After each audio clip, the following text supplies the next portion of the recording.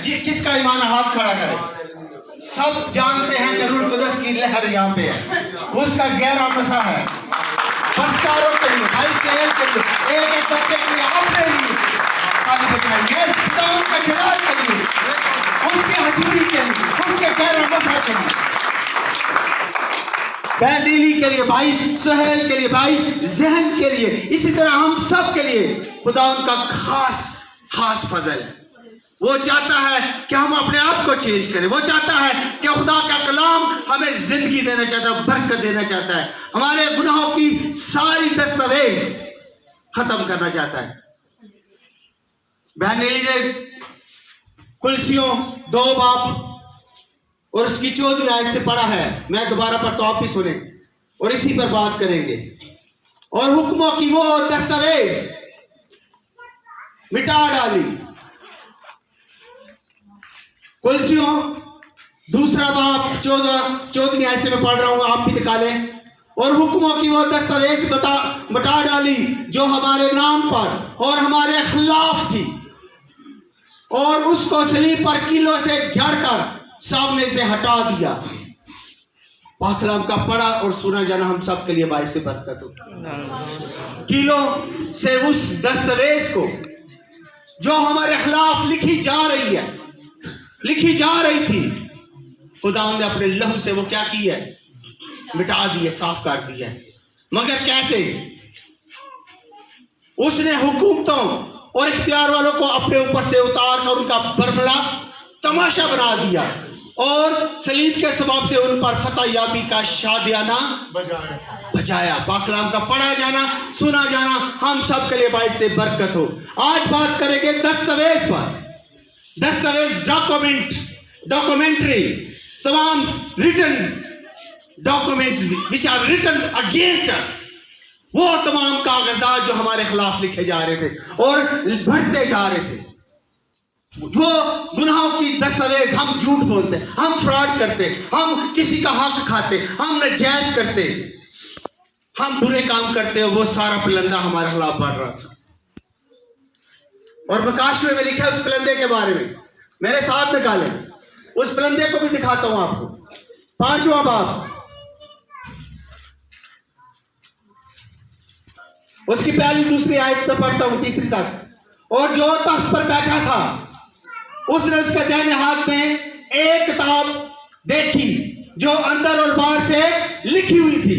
कहां से लिखी है?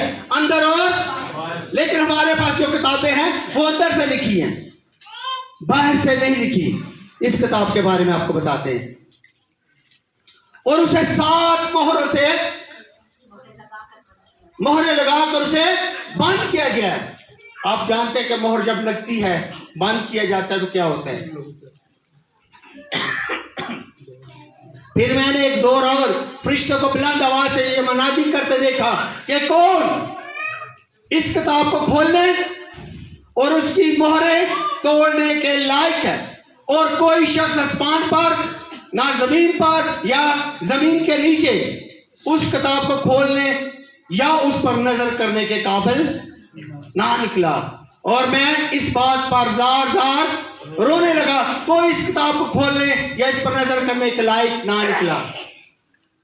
वो किताब जो अंदर और बाहर से लिखी है, जो हमारे पास जो किताबें ये देखें सिर्फ अंदर से लिखी है, बाहर सिर्फ टाइटल है।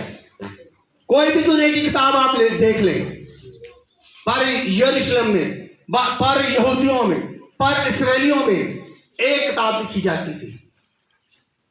इस तस्वीर में इसके बारे में जिक्र है कि यहूदियों को कहा गया था कि जो आपको जगह मिली है, जो मुल्क मिला है, जो शहर मिला है, जो आपको अपना हिस्सा मिला है, वो आपने बेचना नहीं है। वो आप अपने कबीले से बाहर किसी को नहीं बेच सकते।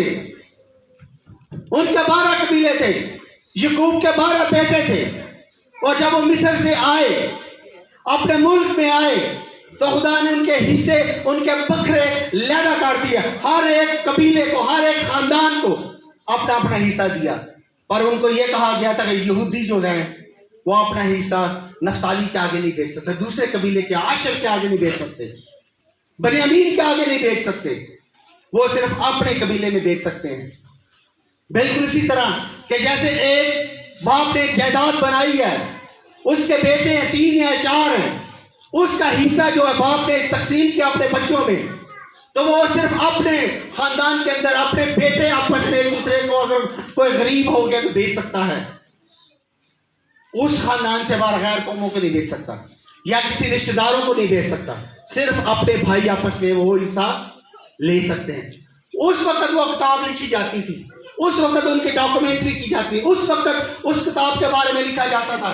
बाहर जिसके नाम पे है ओरिजिनल उस बंदे का नाम लिखा जाता कि ये इस खानदान की जगह है, फिर अंदर उस बारे में तफसील लिखी जाती और आखिर में वो जिसको बेचा जाता उसके बारे में लिखा जाता।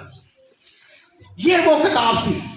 और फिर 7 साल के बाद वो जगह, वो जायदाद, वो कोई भी जगह, उसकी जो जायदाद थी वो 7 साल के बाद ऑटोमेटिक उनको वापस मिल जाती।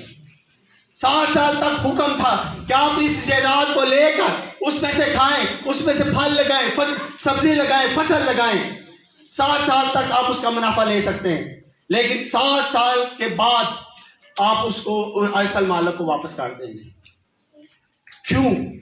क्योंकि खुदा किसी बने इसराइल को गरीब देखना, खुदा किसी अपने बेटे को गरीब देखना, खुदा किसी अपने बेटी बेटे को बीमार देखना, वो यही चाहता है कि सबकी कहां तक नौबत पहुंचे, तौबा तक पहुंचे, जिंदगी पाएं और कसरत की पाएं। और ये वो दस्तावेज थी। और फिर उनमें एक और दस्तावेज भी चलती थी। जो भी कागज लिखा जाता उस घर के बाहर, उस जैसे ये कागज है, इसके ऊपर लिखा जाता कि ये महल, ये घर जो बिक गया है उसको 3 किलो से लगाया जाता और उसके दरवाजे पर वो चस्पा काट दिया जाता। आप स्लीपर देखें, 3 कील लगे, एक दाएं हाथ में, एक बाएं में और एक दोनों पाँव में। वो दस्तावेज भी यीशु को शो करती है। और इसी तरह जब मुकाशरे में उस किताब का लिखा गया तो उस किताब को कोई भी खोल नहीं सकता, क्योंकि वो किताब खास किताब थी। हर एक बंदा, यहां तक कोई फरिश्ता उसे खोल नहीं सकता था। सिर्फ कौन खोल सकता था? जिसने अपने आप को ज़बह किया हमारे लिए, जिसने हमारे लिए अपने हाथों पांव में, जो हमारे लिए लानती बना। मेरे साथ ने कहा कि वो हमारे लिए लानती क्यों बना? गीतियों 3 बाब और इसकी 13वीं आयत में लिखा है कि मसीह जो हमारे लिए लानती बना, उसने हमारे मोल लेकर, उसने हमें मोल लेकर शरीयत की लानत से छुड़ाया। क्योंकि लिखा है कि जो कोई लकड़ी पर लटकाया गया वो लानती है। यीशु मसीह लानती नहीं था। हमारे सारे गुनाह उसने अपने ऊपर डाल दिए, फिर भी वो लानती नहीं था। लानती मौत मरा। वो मौत जो थी वो सबसे बुरी मौत थी। लेकिन यीशु मसीह का चैलेंज है पूरी दुनिया में, क्या कहता है कि तुम में से कौन मुझ पर, वो तो लानती नहीं, तो वो पाकीज़ा हस्ती है। उसने हमारे लिए सारी मार खाई, उसने हमारे लिए हमारा सारा गुनाह ले लिया हमें बचाने के लिए। हम उसको लानती कहते हैं, लेकिन अपने आप को कोई नहीं कहता। अपने गुनाहों की तरफ देखें, अपने कामों की तरफ देखें। पंजाबी में कहते हैं, उर्दू में कहते हैं, अपने गिरमान में देखें, अपने दिमाग में सोचें कहां से घपला करते, कहां पे चोरी करते, कहां पे फ्रॉड करते, कहां पे लूट मार करते हैं। और लानती हम किसके कहते हैं? गैर कौमें कहते हैं कि नबी जितने भी वो पाक है, लेकिन हमारी बाइबल कहती है कि वो लानती है। लेकिन वो लानती नहीं है, वो हमारे लिए लानती बना, वो हमारे लिए बना।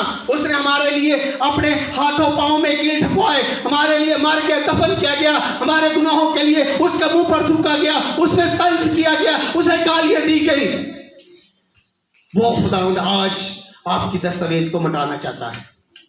उसके लहू में वो ताकत है कि हमारे गुनाहों को मिटा सकता है। हमारे गुनाह चाहे क्रिमसी हो, जैसे भी गुनाह हो, यीशु मसीह में वो ताकत, वो बरकत है कि वो हमारे गुनाहों को मिटा सकता है।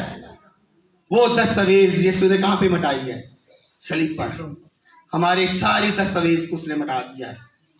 उस गुनाह को जो कि बड़े बड़े नबी, इब्राहिम ने गुनाह किया, मूसा ने गुनाह किया। मूसा को खुदा ने कहा कि तू उस मुल्क में नहीं जा सकता, तेरी इसी पहाड़ पर कब्र बनेगी। दाऊद को उसने कहा कि मेरे दिल की मौफिक है, लेकिन उसने कहा तू हैकल नहीं बना सकता।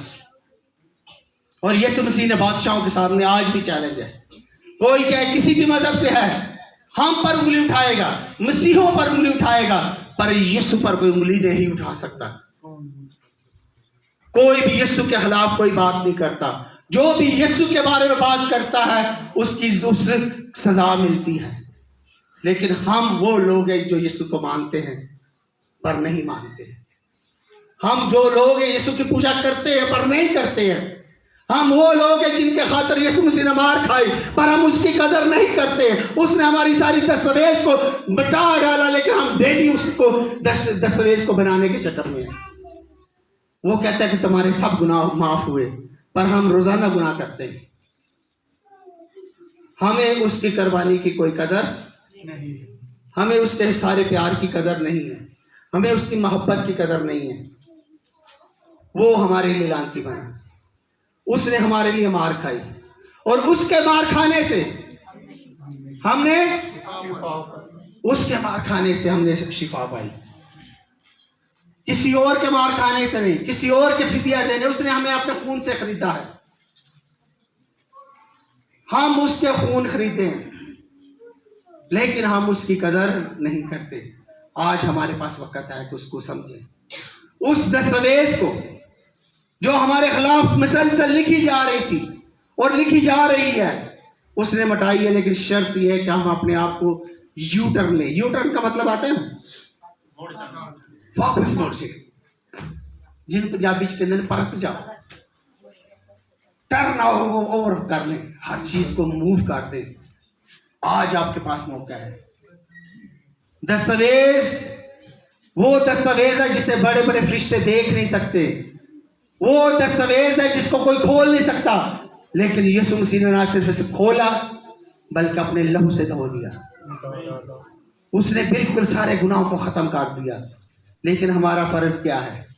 आज हमें बाइबल क्या कहती है? तो और गुनाह करो। हमें आजादी मिल गई भाई शायद गुनाहों की? हमें आजादी नहीं मिली है।